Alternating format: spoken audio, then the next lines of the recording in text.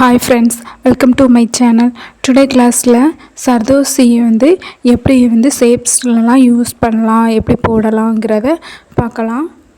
அதுக்கு இந்த மாதிரி நான் ஒரு லைன் போட்டிருக்கேன்.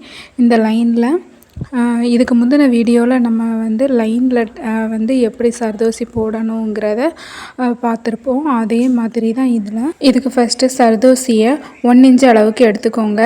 நீடில் லைன் செட் பண்ணிவிட்டு இந்த மாதிரி 1/4 இன்ச்சுக்கும் கம்மியாகவே நம்ம 1/4 இன்ச்சுக்கும் கம்மியாகவே நம்ம ஸ்டிச் பண்ணிகிட்டே வரணும். கொஞ்சம் கொஞ்சமாக ஸ்டிச் பண்ணிகிட்டே வரும்போது அப்போ ப்ராக்டிஸ் ஆகும். ஒரு இன்ச்சில் ஒரு இன்ச்சு சர்தோசியில் 5 டைம்ஸ் நம்ம இன்சர்ட் பண்ணி செயின் ஸ்டிச் போட்டு கொண்டு வரணும். அப்போ தான் ப்ராக்டிஸ் ஆகும். அப்புறம் அந்த வளைவு வர இடத்துல ரொம்ப குட்டியாக குட்டி குட்டியாக நம்ம எடுத்து போடணும்.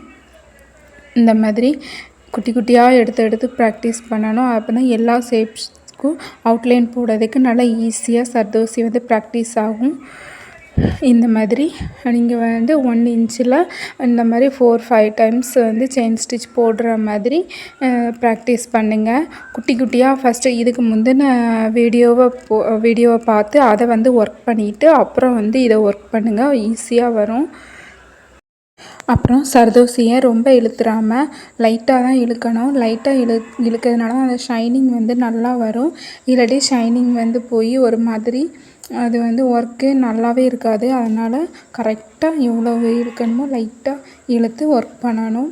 இது முடித்த அப்புறம் இதுக்கடுத்து ஸ்கொயர் ஷேப்பு, அப்புறம் ரவுண்டு ஷேப்பு, இந்த ஷேப்பில் நீங்கள் வரைஞ்சி அதில் சர்தோசி ஒர்க் போட்டு ப்ராக்டிஸ் பண்ணிவிட்டு என்னோடய வாட்ஸ்அப் நம்பருக்கு சென்ட் பண்ணுங்கள். நெக்ஸ்ட் வீடியோவில் பார்க்கலாம். பாய்.